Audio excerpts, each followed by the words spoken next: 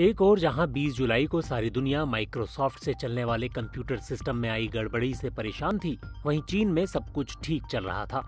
शुक्रवार को cyber security firm crowd strike के एक अपडेट की वजह से माइक्रोसॉफ्ट सिस्टम से चलने वाले कंप्यूटरों पर ब्लू स्क्रीन दिखाई देने लगी और दुनिया के कई हिस्सों में विमान सेवाएं और दूसरी बिजनेस सर्विस बाधित होने लगी, तो चीन इससे बचा हुआ था। आखिर इसकी वजह क्या थी?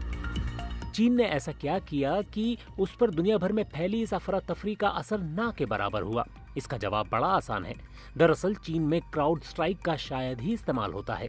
क्राउड स्ट्राइक एक अपडेट की वजह से ही माइक्रोसॉफ्ट सिस्टम से चलने वाले कंप्यूटरों ने अचानक काम करना बंद कर दिया था। चीन में ऐसे बहुत कम बिजनेस या सर्विस समूह हैं जो किसी अमेरिकी कंपनी से सॉफ्टवेयर खरीदना पसंद करना चाहते हैं, क्योंकि अमेरिकी कंपनियां चीन को अपनी साइबर सिक्योरिटी के लिए खतरा मानती रही हैं। चीन से पैदा कथित साइबर खतरे को लेकर ये कंपनियां काफी मुखर रही हैं। बाकी दुनिया की तरह चीन माइक्रोसॉफ्ट पर निर्भर नहीं है। चीन के बाजार में अलीबाबा, टेंसेंट और ख्वावे जैसी घरेलू तकनीकी कंपनियों का दबदबा है और ज्यादातर क्लाउड सर्विस इन कंपनियों के कब्जे में है। इसलिए चीन में आउटेज की शुरुआती खबरें आईं तो ज्यादा घबराहट नहीं दिखी। इससे सिर्फ विदेशी कंपनियां या संगठन ही प्रभावित थे।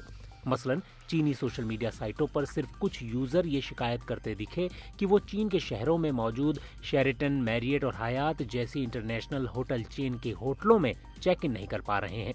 चीन में पिछले कुछ सालों में सरकारी संगठनों, कंपनियों और इंफ्रास्ट्रक्चर ऑपरेटरों ने अपने आईटी सिस्टम को विदेशी कंपनियों की जगह घरेलू कंपनियों को सौंप दिया है। कुछ विश्लेषक इस समानांतर नेटवर्क को स्प्लिंटर नेट कहते हैं। सिंगापुर में रहने वाले साइबर सिक्योरिटी एक्सपर्ट जोश कैनेडी वाइट कहते हैं, ये विदेशी टेक ऑपरेशनों को लेकर चीन की रणनीति के बारे में बताता है।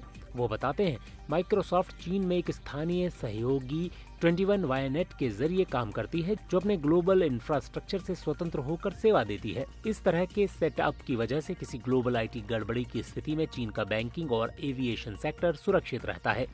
चीन की नजर में विदेशी सिस्टम पर निर्भरता से उसकी राष्ट्रीय सुरक्षा को खतरा हो सकता है। यही वजह है कि सरकार वहां इस तरह के सिस्टम पर निर्भरता कम करने पर जोर देती है।